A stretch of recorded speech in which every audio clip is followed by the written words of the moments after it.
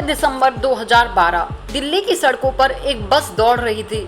उस बस में सिर्फ पहिए नहीं घूम रहे थे, बल्कि इंसानियत को रोकने वाला एक खौफनाक षड्यंत्र घूम रहा था। दुनिया ने इसे बलात्कार कहा, लेकिन क्या सच में ये सिर्फ एक रेप था या फिर इसके पीछे कोई ऐसी प्लानिंग थी जो आज तक सामने नहीं आई। निर्भया की चीखें पूरे देश में गूंजी, लेकिन क्या उन चीखों के पीछे ऐसा कोई राज था जिसे जानबूझकर दबा दिया गया?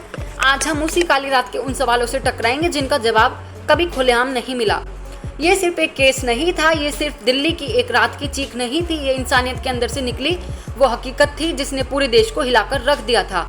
साल था 2012, सर्दियों का मौसम था, दिल्ली की सड़कों पर धुंध और सन्नाटा था। 16 दिसंबर की रात एक लड़की और उसका दोस्त फिल्म देखकर लौट रहे थे। मेट्रो बंद हो चुकी थी, ऑटो नहीं मिला, एक बस आई, उसमें बैठ गए। उन्हें क्या पता था वो बस नहीं, उनका आखिरी सफर था। बस में ड्राइवर और 5 और लोग पहले से मौजूद थे। वो सब के सब हैवान थे और उन दोनों की जिंदगी के सबसे भयानक पल शुरू हो चुके थे।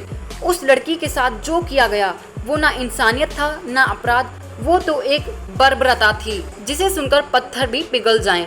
उसकी आत्मा तक को नोचा गया, लोहे की रॉड से उसे बेरहमी से घायल किया गया, इतना कि डॉक्टरों ने कहा हमने ऐसा केस कभी नहीं देखा। देश ने उसे एक नाम दिया, निर्भया, क्योंकि वो डरी नहीं, वो लड़ी। उसने मौत को भी देर तक रोक कर रखा। वो सिंगापुर तक गई, इलाज हुआ, मगर वो जख्म ऐसे थे जो ना सहन हो सकते थे ना भरे जा सकते थे। 23 दिसंबर को उसकी सांसें रुक गईं। देश गुस्से से उबल पड़ा, कैंडल मार्च हुए, प्रदर्शन हुए, हर गली में इंसाफ की आवाज उठी। लेकिन क्या सब कुछ इतना सीधा था? सवाल उठने लगे, क्या ये कोई आम वारदात थी या कोई गहरी साजिश थी? क्यों वो बस बिना रजिस्ट्रेशन के खुलेआम घूम रही थी? क्यों उसके शीशों पर काले पर्दे थे? क्यों सीसीटीवी उस रात बंद थे? क्यों दिल्ली की पुलिस को देर से खबर मिली?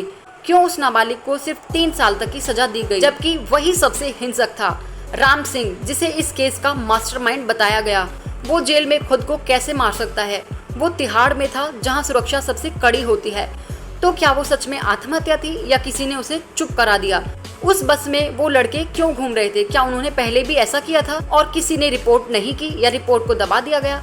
इस केस ने बहुत से चेहरों को बेनकाब किया, सिस्टम को, कानून को और हमारे समाज को भी। निर्भया की माँ की आंखों में सिर्फ आंसू नहीं थे, वो सवाल थे जो हर माँ की आंखों में हैं। क्या मेरी बेटी बाहर सुरक्षित है? उस परिवार ने लड़ाई लड़ी सालों तक, हर कोर्ट में, हर तारीख पर, हर अपील के खिलाफ। आखिरकार 20 मार्च 2020 में सुबह 5:30 पर चारों गुनहगारों को फांसी दी गई। मगर तब तक एक माँ अपना सब कुछ खो चुकी थी। वो इंसाफ नहीं, इंसानियत मांग रही थी। निर्भया केस के बाद भारत में कई कानून बदले, POCSCO एक्ट में बदलाव हुए, फास्ट ट्रैक कोर्ट बने, रेप के मामलों में फांसी तक की सजा तय हुई। लेकिन क्या इससे कुछ बदला? हर दिन औसतन 80 से 90 रेप केस दर्ज होते हैं। हर 24 घंटे में कहीं ना कहीं कोई और निर्भया बनती है। क्या अब भी हमारी बेटियां सुरक्षित हैं? क्या अब भी उन्हें रात में अकेले निकलने में डर लगता है? क्या अब भी इंसाफ वक्त पर मिलता है? निर्भया सिर्फ एक नाम नहीं रही, वो एक प्रतीक है, एक सवाल है, एक आग है जो आज भी हर लड़की की आंखों में जल रही है। ये केस बताता है कि जब सिस्टम सोता है तो दरिंदे जागते हैं, और जब जनता जागती है तो व्यवस्था को झुकना ही पड़ता है। आज भी निर्भया की माँ हर उस बेटी के लिए लड़ रही है जो सिस्टम से हार चुकी है। निर्भया ने अपनी जान देकर हमें जगा दिया। अब सवाल ये है, क्या हम जागे रहेंगे या फिर कोई और निर्भया हमें जगाने आएगी? आप इस बारे में क्या कहना चाहते हैं?